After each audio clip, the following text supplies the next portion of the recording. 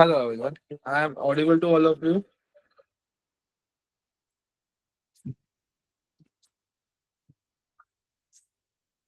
Thank you.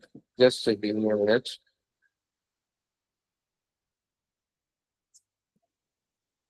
Yes, the recording will be provided. Yeah, so we are starting.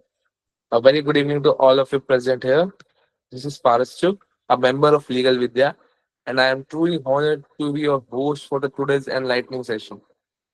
It gives me immense pleasure to welcome you all to this free live webinar on the prevention of sexual harassment at the workplace Act 2013. It is organized by Legal Vidya. Legal Vidya, established in the 2021, is an online and tech platform that was committed to nurturing legal education. Our mission is to make learning accessible and impactful. We offer a wide range of opportunities, including internships, webinars, workshops, certification courses designed to support students, professionals, and legal enthusiasts across the country. In addition to educational programs, we also provide a platform for publishing legal articles, fostering an active and intellectual discovery. Today's webinar titled Post Act 2013 Legal Framework, Compliance and Best Practices is specially designed for the law students, HR professionals, and the corporate leaders, and the legal aspirants who have a holistic understanding of the Post Act 2013. In this session, we will explore the key provisions, scope, and employer obligations under the Posh Act. We will also take a closer look at formation and duties of internal complaint committee, legal procedures, remedies, and compliance strategies.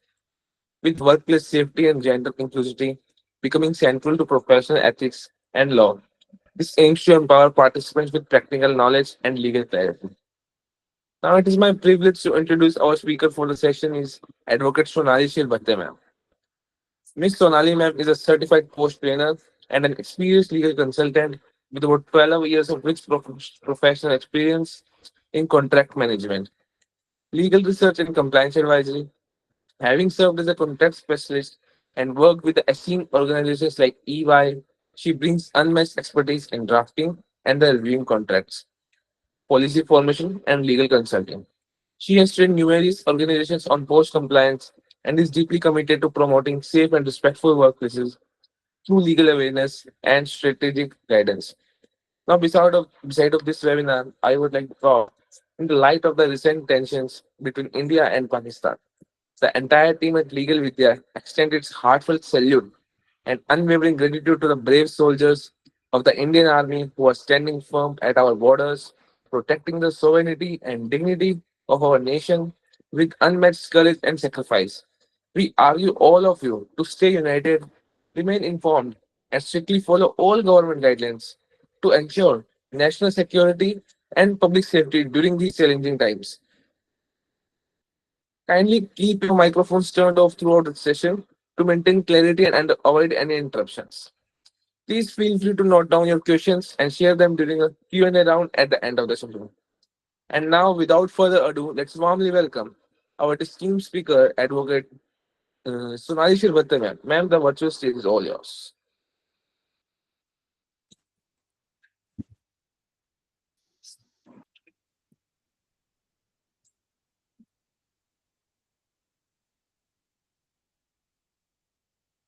Good evening, everyone. Thank you so much for the warm introduction. I'm truly grateful for this opportunity to be here, and I would like to extend my sincere thanks to the entire team at Vidya for inviting me as a guest lecturer. So it's pleasure to welcome you all here for this webinar on prevention of sexual harassment Act 2013. Over the course of this session, I'll be walking you through the legal framework and key provisions and some practical insight to help you better understand and implement the POSH Act. Let me just give me just two seconds to share my screen.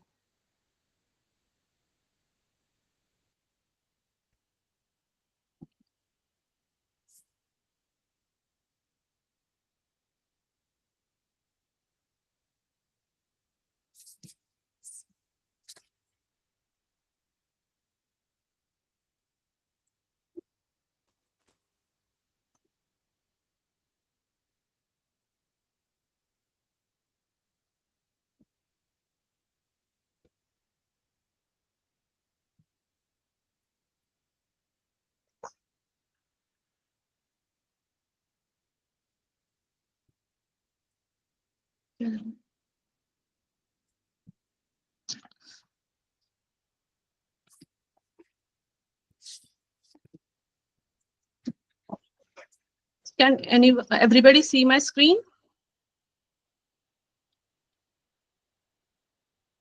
No, ma'am. Now it is visible. Can you little bit zoom in? Now, yes, it is visible. It's visible? Yes, ma'am.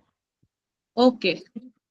So we will see what is the objectives of the webinar today. So to provide a comprehensive understanding of the POSH Act, to equip law student and professional like yours, the ability to analyze and apply this act in a various scenarios, to develop critical thinking skill regarding the act's interpretation and implementation, and to prepare the future legal profession lawyers to effectively handle the POSH Act in the future.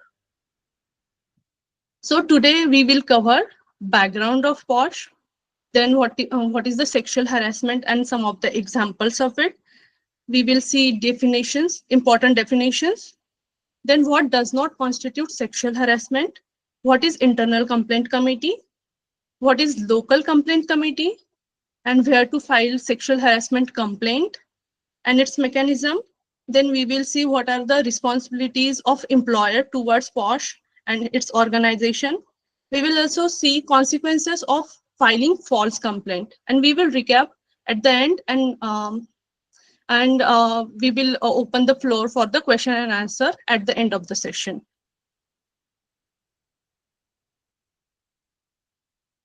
So Sexual Harassment of Women at Workplace, Prevention, Prohibition, and Redressal Act. So we will see history of it. So the Sexual Harassment Act, commonly known as POSH Act, is very important law in India. It was made to protect women from sexual harassment at workplace. So this act came even after years of after efforts of the Indian society. So what it brings, the major turning point was Vishaka's case. So Vishaka versus state of Rajasthan.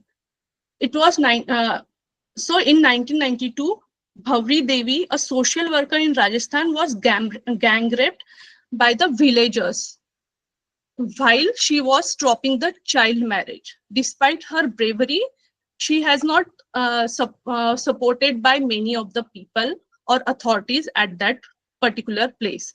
So this led to a public interest litigation in the Supreme Court by women's right group and including Vishaka. So they highlighted the lack of any law to protect women from sexual harassment at workplace.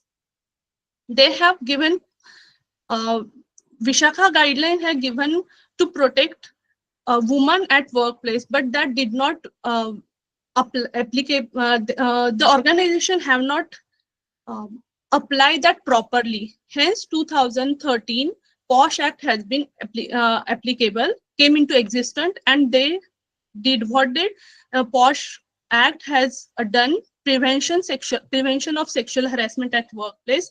They set up complaint mechanism and to ensure women's safety at work. These guidelines were laid down foundation of POSH Act 2013. I hope I'm clear up to this. Then what is sexual harassment? So Section 2N of the POSH Act of Sexual Harassment define what is sexual harassment. So sexual harassment means any unwanted or unwelcome behavior of a sexual nature that makes a person feel comfortable, unsafe, uncomfortable, unsafe, or humiliated. So these 5 points are included in the sexual harassment as per the Sexual Harassment Act. It does not, what we think does not matter, but these are the guidelines were provided in definition of the sexual harassment. So what is it? First is unwelcome physical contact, a demand or request for sexual favor. It is also called as quid pro quo harassment. We will see some of the example of this harassment in the coming slides. Then making sexually colored remarks, showing pornography, and any other physical, verbal, non-verbal conduct of sexual nature. Do you know that sexual harassment is the infringement of code of conduct and criminal offense? So it is. Uh, so uh, there are sexual harassment is the infringement of code of conduct means the the organization set a particular code of conduct for employees to behave in the such manner. But if anyone infringed it by doing sexual harassment, then it is a code of conduct, and it is also a criminal offense under IPC. So these are the some of the example of sexual harassment. First, unwanted hugs or kisses, that is physical contact, what makes the other receiving person uncomfortable.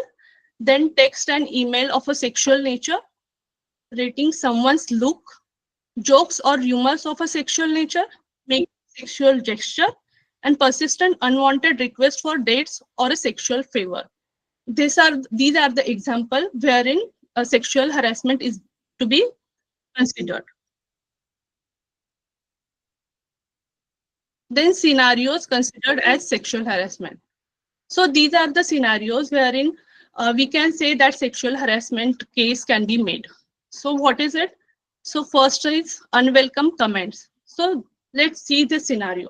So Divya is a young intern, receives repeatedly compliments from the senior colleagues on her looks. He says that you look hot in this dress and you are too pretty to be working here.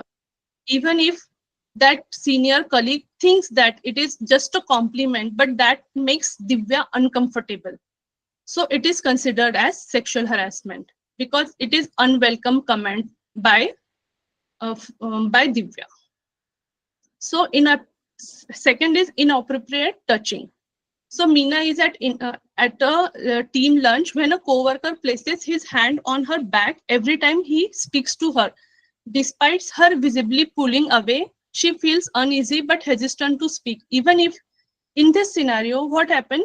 Meena is not able to speak and deny the fact, but from her pulling away her hand from his is telling him that it is not a appropriate behavior. So it is unwelcome physical contact is a form of sexual harassment. The third one is sexual jokes and messages.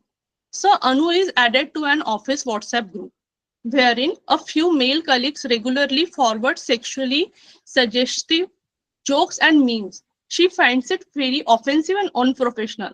So this is also called as making work hostile work environment, and it is also called as sexual harassment. Even if it is not physical in nature, but it is virtual in nature, and that makes Anu uncomfortable. Then workplace favor in exchange for friendship. Do you remember in few last two slides we have seen that quid pro quo sexual harassment? It is the example of the same. So workplace favor in exchange of for friendship. So Naina's manager hints that if she spent more time with him after work, he might recommend her for a promotion. She feels pressured and unsure what to do. So this scenario says that using power to seek sexual favors. I hope everyone is clear now.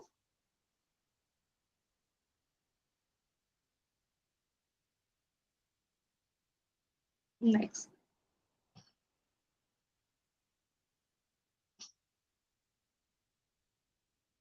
So these are the important terms of a sexual harassment act. What is it? Aggrieved woman, workplace, internal complaint committee, that is ICC, then local complaint committee, that is LCC. What is, firstly, we will see who is aggrieved woman. So section 2A of the POSH Act 2013 defines who is aggrieved woman. So woman who has faced any kind of sexual harassment, she can be employed or not employed at the workplace, and she can be of any age. So this is called as aggrieved woman. So what is the main purpose over here? Specifically, Posh Act has made for the woman. That is what we can see. But many times what happens, Posh does not stop any organization making the Posh policy for the gender neutral. So Posh policy says that you can like the organization can make anti-sexual harassment policy for the male, female, or any other gender. So they can make gender neutral anti-sexual harassment policy organization. But as per the Posh Act, they just defined who is aggrieved woman. They have given that whether she is employed or not, that doesn't matter. But sexual harassment happened at the workplace, then she can file a complaint, and she can be of any age. They have not put a age bar for the same. The next is, what is a workplace? Section 2 of the Posh Act defines workplace. So it is a place where a woman works or goes because of her work, whether it's an office, factory, shop, or site. A work from home setup can also be a workplace. A client's location or offsite meeting, and a vehicle provided by the employer. So commuting, while during commuting the workplace to the office, that is also considered as workplace, like travel and conferences, training. Even virtual spaces like emails, chat, and video calls are considered part of the workplace if they are related to work. Then for domestic workers, home is workplace where they work. So so home is also considered as a workplace for the domestic worker purpose. So in short, any place connected to your job counts as a workplace under the Posh Act. So as per the section 2O, government, private sectors, sports, hotel, municipal corporation, charitable trust, and NGOs are all included in the workplace. So what does not constitute sexual harassment? We have seen what does constitute sexual harassment. Now we will see these are the scenarios where we cannot say that this is a sexual harassment. So firstly, requiring performance to the job standard. If your company is telling you to perform as per the job standard, that does not count as a sexual harassment. Then relationship of a mutual consent. If in the organization two people are dating mutually, that does not considered as a sexual harassment. Then reasonable dress codes or office policy. So in this scenario wherein office is telling their employees to dress as per the code of conduct of the office's dress code, then that does not count as a sexual harassment. Workplace disagreement or argument. So if two or more people are arguing on the same topic and they are not agreeing on that one point and disagreement happens, that does not count as a sexual harassment. Then friendly greetings or compliments. If someone is friendly, giving good morning, good afternoon type greetings, that does not count as a sexual harassment. Then following up on work absence. So uh, if a girl is on a leave and she did not inform the manager or workplace that she is on leave, and her boss is reaching out to her about her whereabouts, then that is does not mean that also not considered as sexual harassment. And then finally, constructive feedback. If boss is giving you uh, constructive feedback and telling you to improve on your error, what you did in the past, that does not constitute as a sexual harassment.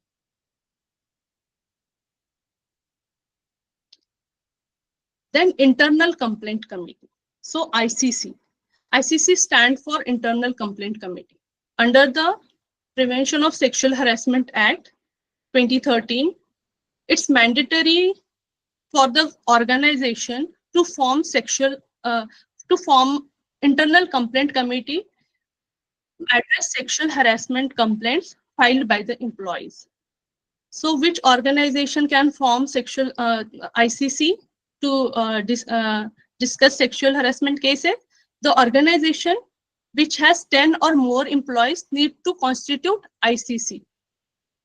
Just understand, guys, this that organization which has 10 or more employees in their organization, they have to form ICC.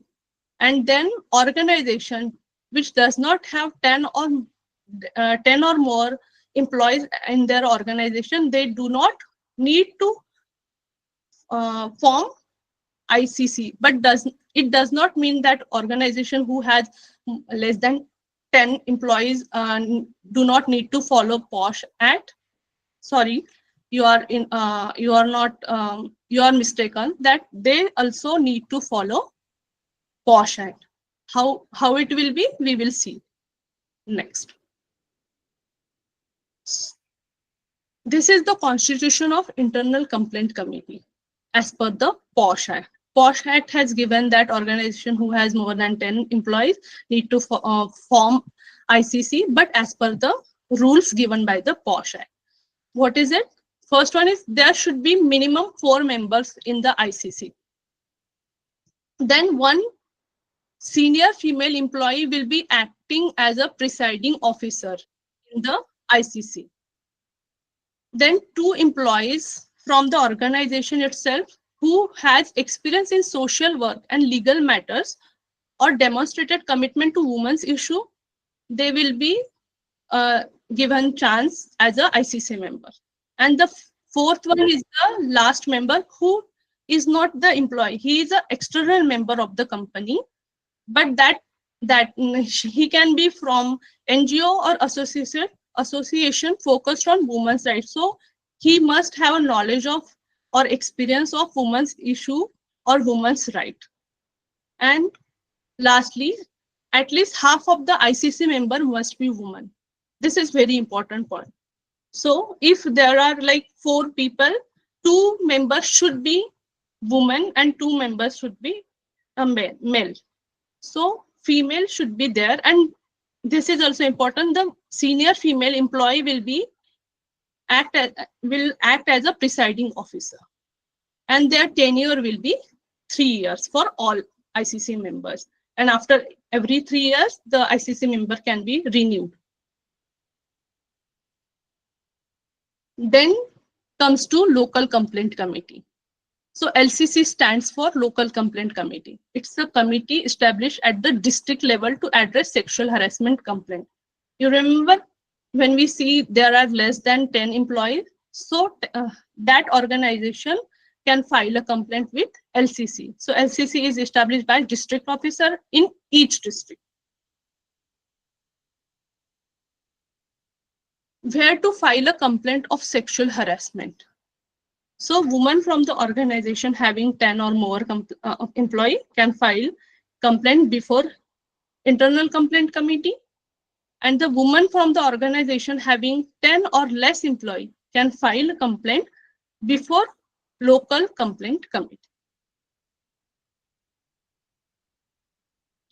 Now we will see procedure to file a complaint before ICC. The same procedure can be filed before LCC also. So for both, the procedure is the same. So woman can file a complaint of sexual harassment before ICC or LCC within 3 months from the incident. And if there are series of incidents, then 3 months from the date of last incident. What does that mean? If woman has the first point, it said it makes clear that whenever any woman is wants to file a complaint and she faces any sexual harassment, then she can file a complaint in 3 months from the incident. Okay, and whenever there are multiple incidents happened and she did not file that complaint at the first incident only, then she has a right to file a complaint in last whenever the last incident has happened. That from that last incident till the 3 months, she has a right. And even if the duration of the filing the complaint is 3 months, but it can the additional 3 months are given to the woman in case she did not file in the first 3 months. But of course, she needs to give reason that why she did not file in the last 3 months. The additional 3 months will be given. Then woman should, how should be the complaint? The complaint should be written always, written format. So what that format contains? That format contains date, time, location of the incident, and then provide proof, if any. If she has any proof uh, in support of her case, then she can give that as a email, message, CCTV footage, and screenshot, etc. If she has any of these, then she can write down in the complaint. Then she can provide witness if someone has witnessed the incident, sexual harassment incident, and she knows that this person has seen this happening to me. Then that witness can be given, the name of the witness and addresses of the witness can be given in the complaint, and of course the signature is important. I hope everyone is clear. Am I clear, guys? Thank you, thank you. Then how is the inquiry process of a ICC? We will see how the ICC handle the procedure, handle the cases of the complaint, sexual harassment complaint. So aggrieved woman must file written complaint with ICC within 3 months of the incident, as we have seen. Then on the receipt of the complaint, ICC shall send complaint copy to the respondent within 7 working days. Okay. So then the respondent shall file a reply to complaint along with his list of document names, addresses of the witness within 10 working days. So firstly, woman will file a complaint in before the ICC. ICC will receive that complaint, and the same copy of the complaint they will provide. They will send it to the respondent within 7 working days on the receipt of the complaint. Then respondent will receive complaint, and after receiving the complaint, he has 10 working days to file a reply before ICC along with his list of document, like whatever it is supporting him. Then name and addresses of the witness will he will provide to the before the ICC. Then both parties will be given the opportunity of being heard, and copy of findings will be made available to both parties to enable them to make a representation against the filing before ICC. So both parties will be given chance to be heard before ICC. So ICC will listen to both the parties, and then after completion of, they will see what each party's witness. Party can also cross witness and examine witnesses and cross witnesses for the each parties. Then after completion of inquiry, ICC shall provide a report for its finding to the employer within 10 days from the date of completion of the inquiry, which will be made available to the parties. Then these, if ICC concludes that allegation being proved that a sexual harassment has happened, then they will recommend that kind of recommendation to the employer of for the misconduct, and employer will take notice and will give final decision. So guys, remember that ICC cannot give final decision. They just give recommendation. It is on the employer decision. Then if the ICC concludes that allegation has not been proved, then no recommendation or action be taken against that employee by the employer. If Guys, this is very important, wherein, like where ICC concludes that allegation has not been proved, it does not mean that it is a false case, right? It simply means that she could not provide more witness, or she could not she could not support her case to prove that sexual harassment has happened. Okay. So both parties have the right to appeal the decision to the court or tribunal within 90 days of the recommendation. Means if after decision of the employer, any of the parties, like complainant or respondent, feels that he has not given a chance and decision was not proper, then they can appeal to the court or a tribunal within the 30 days of the recommendation. And so inquiry process of the ICC has, so ICC member has a 90 days given to completion of the sexual harassment complaint till the decision. So 90 days is the cap for the ICC members.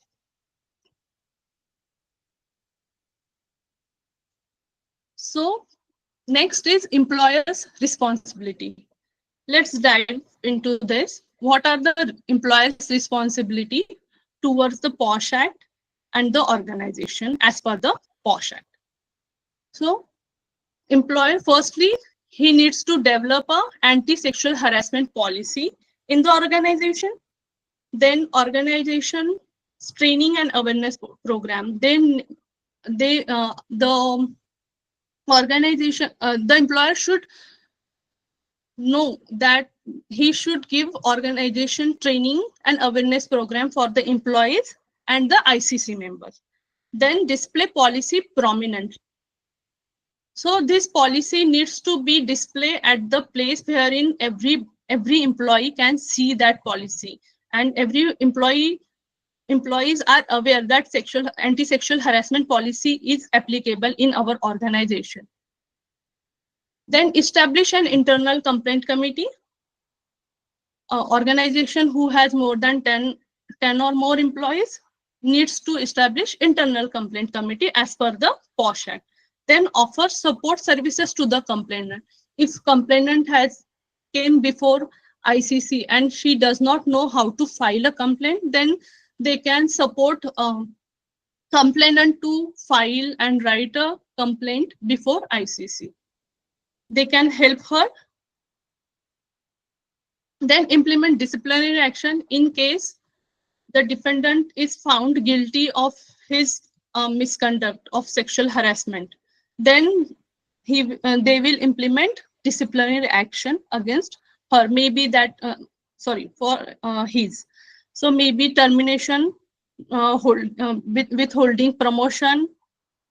These are the examples of disciplinary action. Then take timely action in the investigation. As we know that 90 days are given to the ICC members. So within 90 days from the receipt of the complaint, they have to complete the whole process from investigation and questioning and hearing all both parties to the submission of the recommendation. Then provide a safe and confidential complaint mechanism. This is very important. Whenever someone is filing sexual harassment case before ICC, so ICC should make that confidential in nature. They cannot disclose it to anyone in the office. Then maintain record. So employer has a responsibility of maintaining records. It means like how much cases are there, how much have been completed of sexual harassment cases, and how much has been closed off. The whole records should be there in a one file. And furnish annual report. So this is the report where they need to file a final annual report to the district office. So now, what is the consequences of filing false and malicious complaint? So depending of the severity of the false complaint and the organizational policy, the complainant could face disciplinary action, ranging from warning to termination. So, guys, this is really serious. You cannot go and file a false and malicious complaint against anyone regarding sexual harassment. This is a really serious offense, and if company found that you have made a false complaint, then they can terminate you and withhold your promotion or warning. But it totally depend on severity of the how much you have complained it in a false way. Now we will see case laws. So firstly, Union of India versus Dilip Paul. So Dilip Paul, a government officer, was accused of sexual harassment by a female colleague. Though initially dismissed, a later inquiry found him guilty of a misconduct. He was penalized with 50% cut in his pension. The Guwahati High Court overturned the penalty, citing the procedural lapse. But what happened? The Supreme Court reversed this High Court's decision, stating that minor procedural error should not override serious findings in sexual harassment cases. The court reinforced that disciplinary bodies can fairly assess such complaint and that justice must not be derailed by technicalities. The second case was Aurelino Fernandez versus State of Goa and others. So this case was involved that Goa University lecturer accused of sexual harassment. He was dismissed after an internal inquiry. The High Court upheld the dismissal, but the Supreme Court, in its May 2013 judgment, found serious lapses in the inquiry process. So they said that there is a violation of natural justice due to hasty proceeding and limited opportunity for Fernando to defend himself. Then Supreme Court quashed the High Court decision and ordered a fresh inquiry by the University Internal Committee. So importantly, the Supreme Court also issued significant nationwide directives to improve the implementation of the POSH Act, focusing on awareness, proper inquiry procedure, and the responsibility of organizations and statutory bodies in addressing workplace sexual harassment. So the case underscores the importance of fair procedure in such inquiry and the need for effective enforcement. So that we are end of the session. And thank you so much, guys, for hearing me out patiently. Now floor is open for the question and answer session.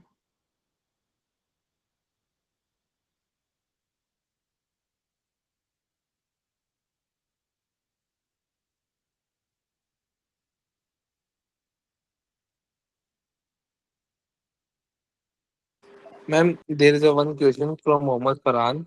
How to Yes. know the difference between a dating consensual relationship or a false promise of promotion dating a company head or employee? Um, 1 second. I will just see the question. The question is Uh, from Mohammed Farhan. How to know the mhm. difference between a dating consensual relationship or a false promise of promotion dating a company head or employee? So whenever we see that two people are dating, so there is when most of the organization have this dating policy wherein if the two people are dating, then they have to inform the HR person that they are dating. So that this condition will not be applicable in this dating scenario. The next question is from Palak. Mhm. The question is, how can educational institutions in India strengthen their compliance with the POSH Act to create safer campuses, especially in light of increasing awareness about gender-based violence in 2025? So whenever, thank you, Palak, for asking that question. So institutional level also has a POSH Act. So POSH Act is the one act wherein that POSH Act is applicable to each and every institution, be it sports, be it educational institution, private institutional, government, semi-government, each and uh, everywhere this POSH Act is applicable. I hope I answered. Yes, ma'am. The next question is from Mahima Chauhan. What if we don't have any witnesses to prove that victim have been suffered from sexual harassment while complaining in ICC? Sorry. So, Palak, whenever sexual harassment is been like came before ICC, they see whether there is any truth in that complaint. They see that there is a complaint mechanism, and they have that mechanism to see whether that is a really sexual harassment could be happened or not. And they, after the inquiry, they know, they question and answer complainant and defendant separately, and they gauge from the inquiry, and they know that whether that complaint has sexual harassment has been happened or not. But of course, there are many drawbacks into it, drawbacks for the same. Sometimes the real sexual harassment case has happened, but many of the time the complainant cannot prove. That only. But whenever these kind of a complaint come before ICC, they try to give comfort to the complainant. They can give a leave. They can change her manager uh, if the manager has harassed her. So these are the solution for the same. Ma'am, the next question is from Mr. Anuj. Ma'am, what about baseless charges by a woman at a workplace? Due to some lack of proof, a male can be arrested or expelled from the job. So, Paras, can you say it again? Pardon. Ma'am, what about the baseless charges by a woman at a workplace? Due to some lack of proof, a male can be arrested or expelled from the job. So we have seen that if we see that the false complaint has come, then at that time, the woman can be charged for the same offense. Like if we found out that woman has made a false complaint, then she can get termination from the organization. The question is from Gunjan Sharma. What should be the procedure for sexual harassment complaint of domestic worker or informal worker? In case the complaint is found to be true in inquiry, how the penalty will be imposed? So as per the as we have seen that if ICC is not there for the domestic worker, LCC is there, local complaint committee. It is formed in every district office. So domestic worker can go and file a complaint before LCC, and the same procedure will be applicable as we have seen in the LCC. And the next question for Palak Singla again. What measures can Indian organizations implement in 2025 to enhance awareness and enforcement of Posh Act to better protect women employees, particularly in industries with high gender disparities like tech or manufacturing? And also, is there any way or chances of Posh to be gender neutral in future? Yes. So Posh, even if Posh has given the definition of only woman, aggrieved woman, but Posh Act does not stop any industry to make that gender neutral. So if the company wants that, if the sexual harassment case has been happened to any male, so in that case, the policy, the anti-sexual harassment policy, which is placed in the organization, instead of woman, they can make it a person. So gender neutral policy can applicable. Ma'am, the next question is from Vivek. After ICC, where it can be appealed in district court or any specific tribunal which is made. District court, yes. If any participants have any other question, please may ask. Otherwise, we will wind up this session. And please fill the feedback form so we can get how we can improve in our next sessions. The next question is from Srinivas Saginala. Is the awareness training to be given for both male and female employees or only for female employees? No, so as per the Posh Act, every organization has a roles and responsibility. So this is the responsibility of the every organization to conduct a Posh training for the employees and ICC members. For so to protect a person from sexual harassment.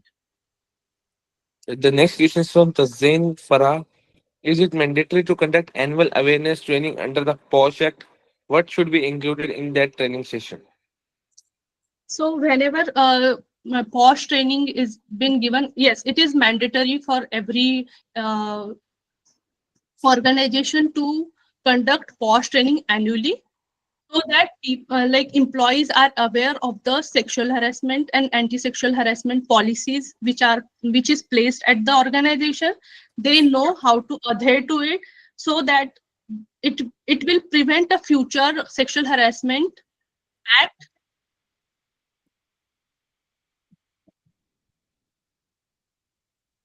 Any I get hope I have answered the question. yes, ma'am. If male employees are harassed, what about them? So, as I already said, that the gender neutral policy, anti-sexual harassment, whenever organization is making sexual anti-sexual harassment policy, at that time they can make it gender neutral. So, it is applicable to all employees, including male, female, and any other gender. The next one is how was just saying which tribunal is for POSH Act? So, firstly, LCC is there, and then if the if any of the ICC or LCC cannot given the satisfactory response, then district court. We can go to the district court. The next is from how has the interpretation of workplace under the POSH Act evolved in the context of work from home or virtual environments? So virtual environment, yes. So it is a POSH Act is applicable to virtual environment as well. So if someone is working from home and she has or he has faced any sexual harassment through video calls or text or email or messages, at that time sexual harassment policy come into picture. The next is Gunjan Sharma, but she is stating sorry, but LC is not an appellate authority under POSH Act. No, LC is the local complaint committee. So whoever the organization who has less than 10 or people or employees, they can go to, because they do not have LCC, ICC. So in that case, they can go before LCC, local complaint committee, which is so local complaint committee is basically formed by the district officer. So every complaint of the sexual harassment who does not have ICC, they can complain before LCC. So as we have seen, the domestic workers can file complaint before LCC. The next one is from Dr. Piyush Girado. POSH is applicable on men's sexual harassment also. Yes. So basically, POSH has not applicable to men, especially, but we have seen that because POSH is particularly made for the woman, but there does not say that it is applicable to men. But if we see that the organization can feel free to make gender neutral anti-sexual harassment policy, so that if the male is facing any kind of sexual harassment at workplace, they can file a complaint before LCC because of the gender neutral policy, and same will be applicable as we seen for the women. The next one is from Sneha Gubrale. Why there is no such preventive law for men as these days men are also facing harassment? So Sneha, we are like Indian laws are trying their best to to do and make law for the men. I hope we will see that in future. But as per the POSH Act, and organization can make gender neutral. anti-sexual harassment policy, and they The can next, be. the next is from Akshay Singh. On what basis electronic evidence can be proved if it's virtual harassment? So if someone is coming, if someone is harassing you through the video call, you can uh,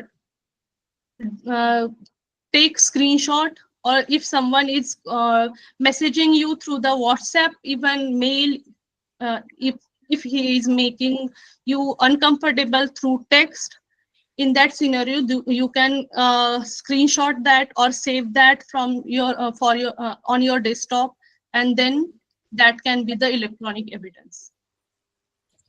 And the next question is from Vivek. Ma'am, if someone come from outs, sorry. Next question from Anjali. In cases where the sexual harassment complaint is against someone in a senior position, how can an organization ensure that the inquiry process feels fair and safe for the complainant, especially considering the power dynamics involved? So firstly, whenever we see that complaint is filed against the senior member, we have to see that members of the ICC are not related to them directly or indirectly. They should not be relatives of the relatives against whom the sexual harassment case been filed. And if you think that the ICC cannot give you proper adjudication, in that case, you can file a complaint before LCC.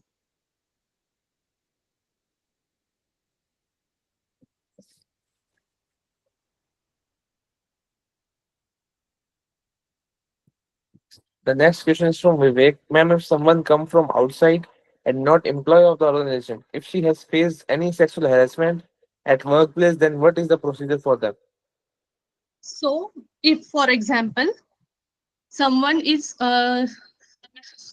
if, for example, Divya is an intern, right? And she come and visit any organization, and there she faces sexual harassment from the employee. Then at that time she can file a complaint with the organization from where she has faced sexual harassment or incident. So the incident, wherever incident took place, that is the workplace, and that organization will do the procedure, because that person is the employee of that organization, and only organization can dismiss him, and take action against him. The next question is from Madhvi. Ma'am, how to become a certified post trainer? So, Madhi, there are many courses online wherein you can apply and get you certified. And the next question is from Akshay Singh. There is possibility of tampering electronic evidence.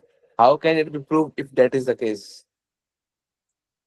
So, whenever tampering happen, it is the LCC's, ICC's or LCC's responsibility to check whether it is actually actual evidence or it is a tampered one. So, If anybody, yes, ma'am, please. Sorry. LCC or ICC will deal with that. If anybody have any query, please may ask other query. Otherwise, we will wind up the session in 2 minutes, and we are over for the time at 6 p.m. Can you please suggest any some free online courses available for free? Actually, POSH, what POSH training or a certified POSH trainer are you asking? She is asking for the any free courses available. I actually have no idea about any free courses available for the POSH, but there are many YouTube channels wherein you can find POSH trainings available. And the next is from Miss Parveen. Ma'am, if the accused is a child generally prosecuted under JJ, can POSH Act applicable to them? Yes, yes. So POSH is applicable to all women As we have seen, definition itself says that any whether that woman is employed or not, if she faces any sexual harassment, and she can be of any age, then she can file a sexual harassment complaint. Uh, Thank you, ma'am. Now I will wind up the session in 1 minute. Just give me a second. Thank you so much for inviting me. Thank you, everybody, listening to me patiently. I hope I answered everyone's question, and I hope everybody liked this webinar. Now, on behalf of the entire team at Legal Vidya, I am audible, everyone.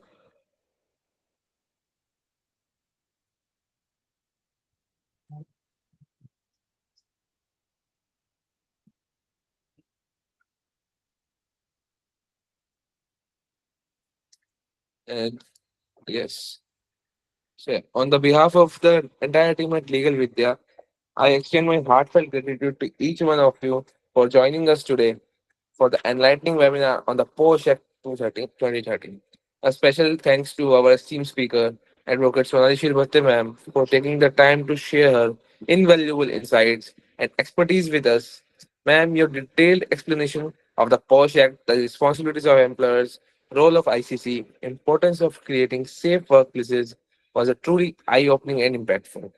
You have not only deepened our understanding of the law, but also reminded us of our duty to foster respectful, inclusive, and harassment free professional environments. Your practical tips and real life experiences added immense value to the session. We are truly grateful for your presence and your words of wisdom. To all our participants, thank you for your enthusiastic participation and keen interest. We hope this session has enriched your legal understanding and inspired you to contribute to a safer workplace culture. Stay connected with Legal Vidya for more such informative sessions and learning opportunities and be in your home. If you आपको कोई जरूरी काम होता तो ही आप लोग घर से बाहर निकलो until the situation is normal. Until then, stay safe, stay aware, and keep learning. Thank you. Thank you, ma'am. Thank you, everyone. Thank you, Legal Vidya, for inviting me. Thank you so much. I'm really grateful. I hope Yeah. we Thank will you, again ma'am. collaborate in future. Thank you. Yes. Thank you, ma'am. Thank you.